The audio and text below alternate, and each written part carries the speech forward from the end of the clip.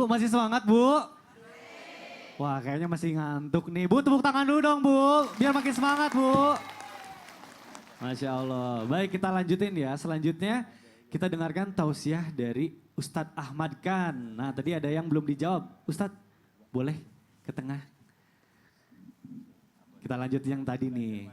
Gimana cara mencegah berbagai macam ibadah terutama sholat agar tidak di ujung waktu.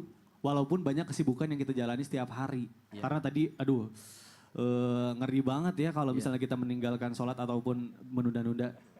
Langsung dijawab aja. Terima Silakan. kasih Mas Mirdad.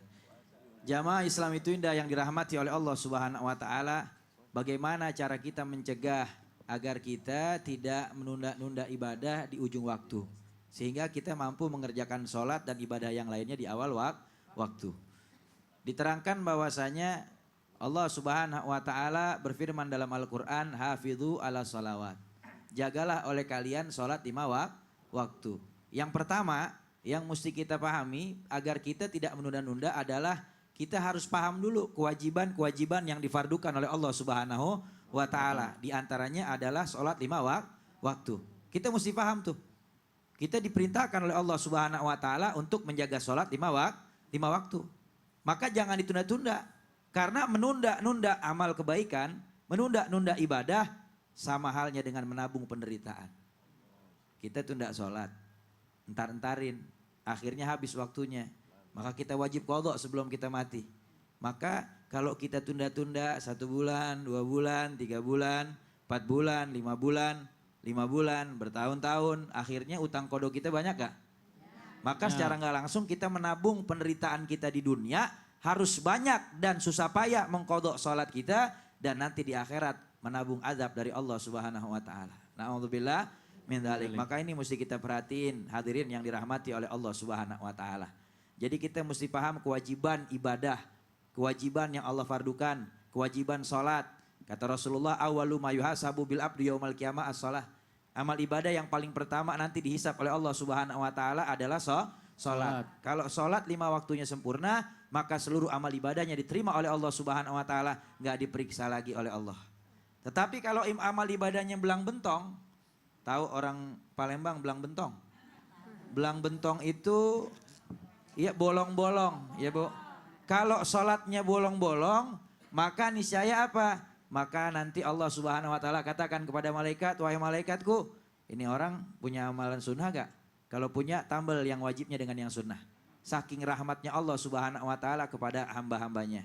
Makanya kita mesti pahami kewajiban kita di dalam melaksanakan sholat. Bahkan lebih dahsyat lagi, tadi sudah diterangkan oleh Habib Abdullah bahwasanya orang-orang yang suka menunda-nunda sholat diazab oleh Allah Subhanahu wa taala. Di dalam kitab Syarah Tanbihul Ghafilin yang dikarang oleh Syekh Abdullah bin Syekh Abdul Mubin, di dalam bab tarkus shalah, Rasulullah SAW bersabda, "Man tahawuna ala adai shalawatil khamsi udhiba bi khamsata asyara adzaban."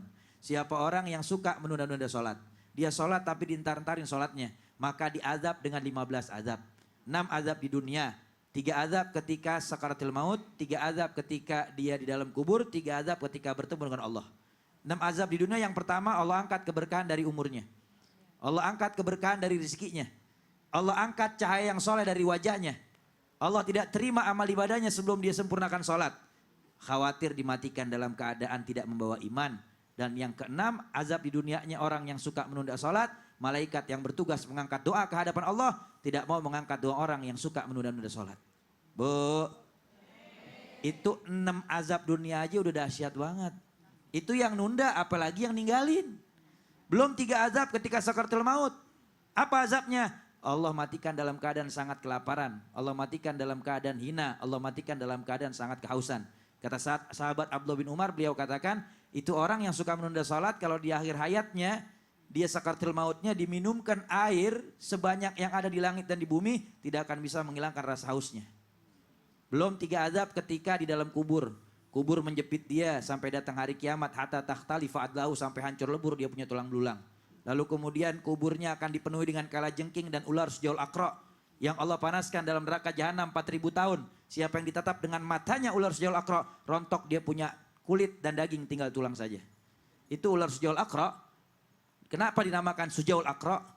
Saking apanya? Saking lamanya dan tuanya umur itu ular, Sampai-sampai saking banyak racunnya sehingga dia punya kepala itu penuh dengan racun.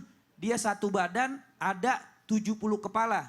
Setiap satu kepalanya itu ada 700 mulut yang berbisa. Itu baru azab di dalam kubur. Belum lagi azab di kuburnya didatangin malaikat. Bawa palu besarnya dari timur ke barat, punya kuku panjangnya perjalanan sehari semalam.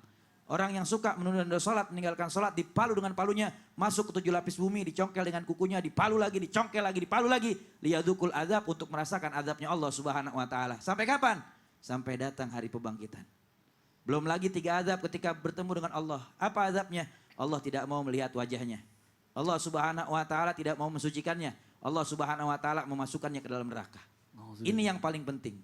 Memahami kewajiban kita di dalam ibadah kepada Allah. Jadikan Allah sebagai prioritas utama. Sehingga kita tidak menunda-nunda amal kebaikan apapun bentuk amalnya. Dan yang kedua, kita mesti tahu, kita mesti berteman sama orang-orang yang ahli dalam kebaikan. Betul. Biar kita bisa bertular dan juga akan menjadi orang yang baik seperti mereka. Amin, Begitu. amin ya robbal alamin. Jazakallah, terima kasih Ustadz. Bu, tepuk tangan dulu dong Bu.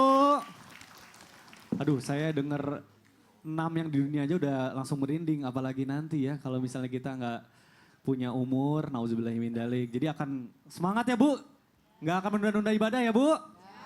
Masya Allah, amin.